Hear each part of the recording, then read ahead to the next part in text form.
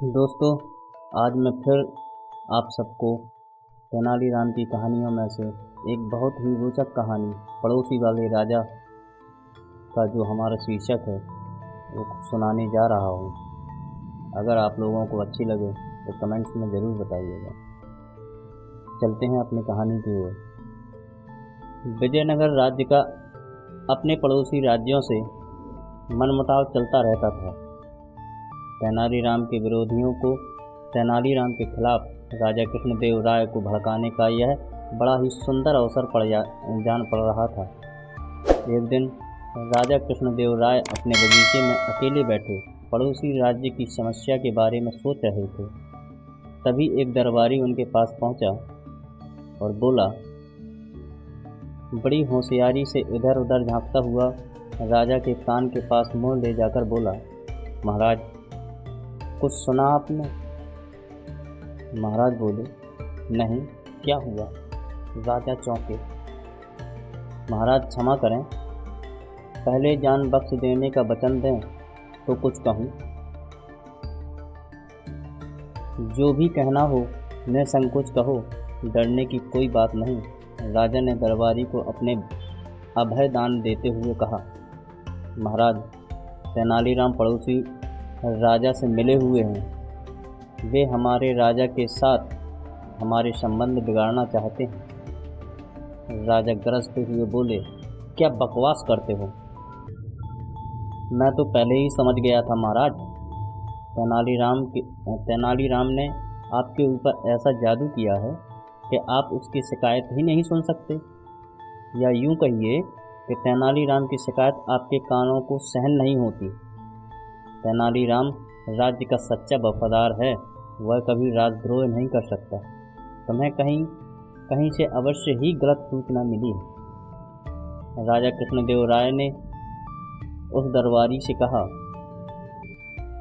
महाराज, आपको जितना विश्वास तेनालीराम की सच्चाई पर है, उससे कहीं अधिक विश्वास मुझे अपनी इस सूचना पर है। पूरी तरह जांच परख करके ही मैंने आपके पास यह सूचना पहुंचाई है।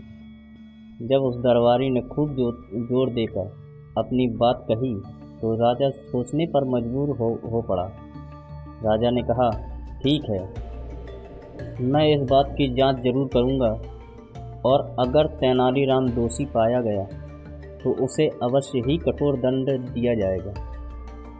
राजा की इस बात से प्रसन्न होकर दरबारी घर चला गया। दूसरे दिन कृष्णदेव राय ने तेनालीराम को एकांत में बुलवाया और कहा, तेनालीराम, हमें सूचना मिली है कि तुम हमारे शत्रु राजा से मिलकर हमारे विजयनगर राज्य को किसी दूसरे के अधीन करना चाहते हो।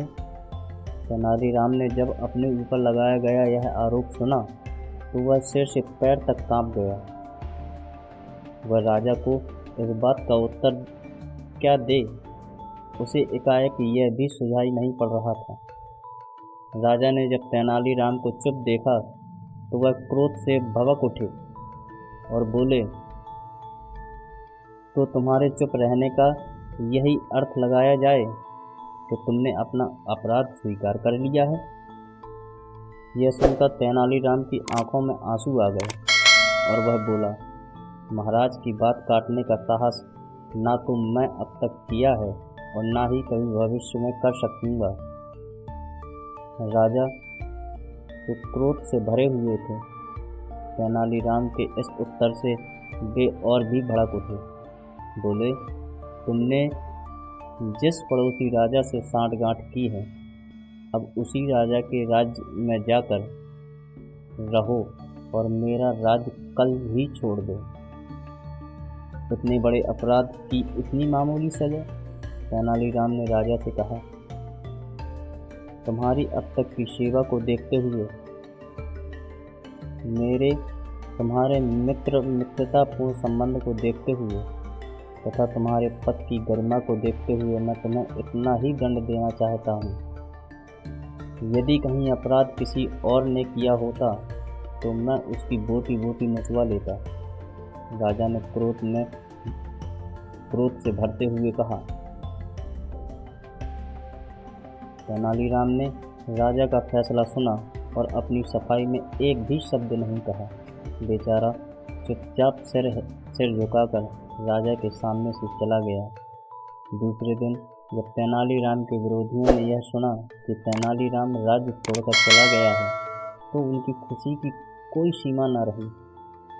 वह सब राजा पर अपना प्रभाव बढ़ाने के चक्कर में यह सोचने लगे और अपनी पदोन्नति के मंसूबे भी बांधने लगे। तेनालीराम विजयनगर राज्य के शत्रु राज्य की राजधानी पहुंचा और वहां के राजा से मिला। उसने उस राजा के गुणों का वर्णन छंदबद्ध करके उसे सुनाया। राजा अपनी प्रशंसा सुनकर खुशी से झूम उठा। उसने तेनालीराम से उसका परिचय पूछा। तेनालीराम ने अपना परिचय देते हुए कहा, मैं विजयनगर राज्य के राजा कृष्णदेव राय का निजी सचिव तेनालीराम हूँ। उस राजा ने तेनालीराम की बहुत प्रशंसा की, लेकिन तेनालीराम से भेंट का यह पहला अवसर था। उस राजा ने तेनालीराम का भरपूर स्वागत किया। तेनालीराम ने इस स्वागत के लिए राजा को धन्यवाद दिया। राजा बोला, तेनालीराम, राजा कृष्णदेव राय हमें अपना शत्रु मानते हैं, फिर भी तुम हमारे दरबार में निडर होकर कैसे चले आए? तुम तो राजा कृष्णदेव राय के निजी सचिव हो। यहाँ शत्रु के राज्य में तुम्हारा कोई भी अनिष्ट हो सकता है। राजा ने हालांकि सच कहा था, फिर भी तेनालीराम ने मुस्कुराकर कहा, राजन, आप विद्वान हैं, आपके पास अपार शक्ति है, आप सुयोग्य प्रशासक हैं, प्रजा की भलाई चाहने वाले हैं। बिल्कुल ऐसे ही गुण हमारे महाराज में भी हैं। वे आपको अपना शत्रु नहीं मित्र मानते हैं। आपकी इसी भ्रांति के निवारण के लिए महाराज ने मुझे आपके पास भेजा है। हे महाराज, हमारे दुश्मन नहीं, दोस्त हैं। आश्चर्य से चौंकता हुआ राजा बोला, लेकिन हमारे जासूसों ने तो हमें यह खबर दी थी कि राजा कृष्णदेव राय हमारे राज्य पर हमला करने की तैयारी कर रहे हैं। हाँ राजन, हमारे गुप्तचरों ने भी हमारे राजा से यही बात की थी। तभी हमारे महाराज ने मुझे आपके पास भेजा। युद्ध कभी किसी के लिए लाभकारी नहीं हुआ, जो आप जैसे दो विद्वान महाराजाओं को लाभकारी होगा, तेनालीराम ने कहा। उस राजा पर तेनालीराम की बातों का कोई असर नहीं हुआ। वह बोला, लड़ाई तो मैं भी नहीं चाहता, लेकिन यह बात साबित कैसे करूं? राजा कृष्णदेव राय सच्चे दिल से सुलह के इच्छुक हैं।